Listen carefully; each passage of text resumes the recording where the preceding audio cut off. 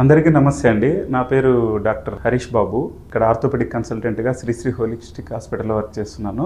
ఈరోజు నేను కొంచెం ఆస్టియోపోరోసిస్ అంటే ఎముకల సాంద్రత గురించి మీకు అందరికీ వివరించాలనుకుంటున్నాను. ఈ బోన్ పెయిన్స్ సార్ మాకు బాడీలో ప్రతి బోను ఎముక నొప్పిగా ఉంటుంది అని చెప్తూ ఉంటారు చాలామంది. సో దీనికి మోస్ట్లీ ఎక్కువ కారణము ఆస్టియోపోరోసిస్ అంటే బోన్లు సాంద్రత తగ్గడం. దాన్ని బోన్ మినరల్ డెన్సిటీ అంటారు. చాలామందికి తగ్గుతూ వస్తూ ఉంటుంది. కారణాలు దీని మొదటగా ఏంటంటే ఏజ్ రిలేటెడ్, వయసు పెరిగే కొద్దీ కూడా కొందరికి బోన్లో ఎముకల్లో సాంద్రత తగ్గుతూ వస్తుంది. రెండవది ఏంటంటే లేడీస్లో ఎక్కువ ఉంటుంది.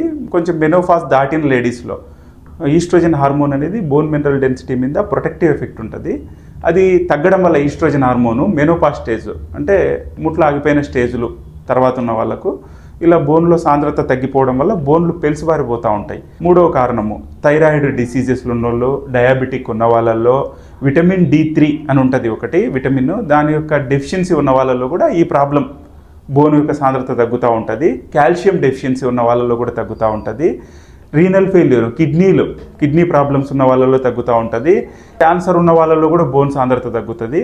ఈ డ్రగ్స్ వాడే వాళ్ళల్లో యాంటీ ఎపిలిప్టిక్ డ్రగ్స్ అంటే వాయు రావడం, దానికోసం యాంటీ ఎపిలిప్టిక్ డ్రగ్స్ అని వాడుతుంటారు. అవి హెపారిన్ అని కొన్ని మెయిన్గా స్టిరాయిడ్స్ అండి. బయట ఎక్కువ మంది విరివిగా వాడుతుంటారు నొప్పి తగ్గించడానికి. చాలా క్వాలిఫైడ్ డాక్టర్లు కాకుండా నార్మల్ వాళ్ళు ట్రీట్ చేసే విధానంలో ఈ స్టిరాయిడ్స్ ఇమీడియట్గా నొప్పి తగ్గించడానికి ఇస్తారు. ఆ ట్యాబ్లెట్స్ ఎక్కువ కాలం యూజ్ చేసే వాళ్ళల్లో వల్ల కూడా చాలామందికి బోన్ సాంద్రత తగ్గిపోతూ ఉంటుంది. ఈ ఆస్టియోపోరోసిస్ గురించి ఇంకా కొంచెం ఇన్ఫర్మేషన్ వీటి గురించి నేను నెక్స్ట్ వీడియోలో ఇంకా కొద్దిగా మీకు ఇంకా క్లియర్గా వివరిస్తూ వెళ్తూ ఉంటానండి. మళ్ళీ మీరు ఫాలో అవుతూ ఉండండి. ఎనీ టైం ఎనీ ఎమర్జెన్సీ ఉన్నా we're here to holistic hospital Proddatur.